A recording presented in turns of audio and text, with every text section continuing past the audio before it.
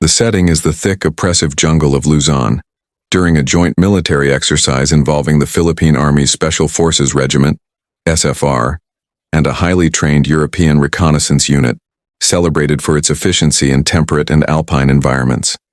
The European soldiers, led by Captain Eric Voss, are impeccably equipped with the latest cold weather gear, advanced mapping technology, and customized survival packs. They view their participation in the Filipino jungle survival course as a professional formality, a necessary hurdle, but one their superior training and gear will easily overcome. Captain Voss, during an initial briefing, politely but firmly questions the relevance of the Filipino methods. In our doctrine, survival is secondary to extraction via technology. Our systems prevent isolation. Why spend hours finding water in a vine when we carry purification pumps and emergency satellite beacons? His assumption is that the Filipino training is archaic and resource-driven, not strategically necessary for a modern force.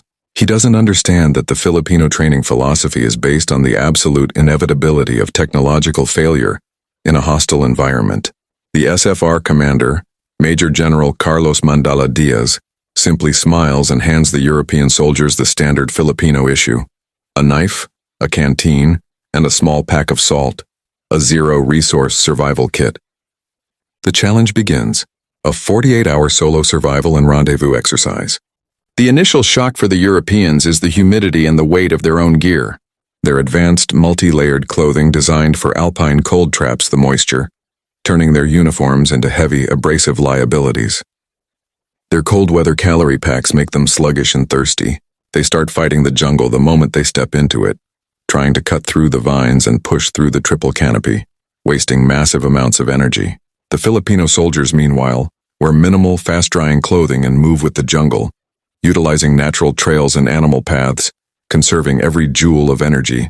The European soldiers' reliance on technology immediately turns against them. Their highly advanced GPS units struggle for signal under the dense canopy and quickly drain their batteries. Their sophisticated water purification pumps clog with the mineral-heavy, muddy water. They are physically exhausted, technologically blind, and mentally frustrated within the first 12 hours. This is the predictable failure that Filipino training is designed to exploit. The Filipino SFR training, taught by Master Sergeant Juan Aguila Reyes, emphasizes a three-step survival mindset: accept, adapt, acquire. They accept the environment, adapt their movement and energy, and acquire resources using indigenous techniques. Aguila's trainees easily build dry, elevated shelters within minutes using banana leaves and bamboo. The European soldiers spend hours trying to use cumbersome tarps and struggle to even start a fire due to the humidity. The key difference is the Filipino soldiers' profound ability to leverage the natural wealth of the jungle: water from vines, food from specific ferns, and medicine from local herbs, skills the European soldiers, trained on packaged solutions, simply don't possess. The profound cultural and mental shock hits the European soldiers hardest. They are trained to rely on a chain of command, a clean flow of information, and the comfort of precise technology. Isolation, confusion, and the continuous battle against dehydration and discomfort cause severe psychological stress. Their training did not prepare them for a state of absolute, prolonged resource deprivation, because their doctrine assumes rescue is always possible. The Filipino soldiers conversely thrive in isolation.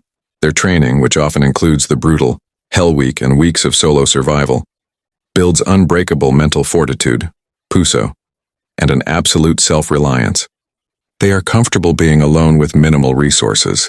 The climax of the failure occurs when two European soldiers, disoriented and suffering from heat exhaustion, break protocol. Instead of following the established survival route, they attempt to use their final single-use satellite beacon to call for an emergency extraction, believing they are in a life-threatening situation. The beacon signal is received, but Major General Diaz, knowing the situation is difficult but not critical, delays the extraction to enforce the lesson.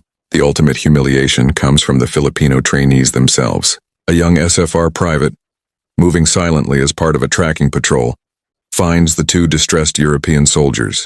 He doesn't offer them a radio. He quietly offers them purified water from a vine and shows them how to build an emergency solar still out of a banana leaf in a plastic bag, demonstrating that the solution was always in their environment, not in their pack. The exercise ends with the embarrassed European unit requesting extraction several hours before the deadline. At the final debriefing, the scene is tense. Captain Voss, visibly humbled, addresses his men and the Filipino instructors. He doesn't offer excuses based on equipment. He offers profound respect based on ability. We came prepared for a war of technology. We were beaten by a war of wits and will, Captain Voss admits. Our training taught us to be dependent on infrastructure. Your training taught you to be the infrastructure. We failed because we fought the heat, the humidity, and the jungle. Your soldiers, by mastering Diskarte and resourceful ingenuity, simply asked the jungle for help.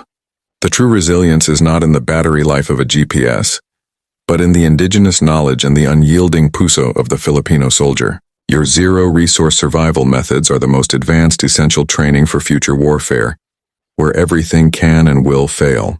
The European unit returned home with a profound re-evaluation of its doctrine, realizing that the Filipino method, man over machine, resourcefulness over reliance, is the true gold standard of elite military training.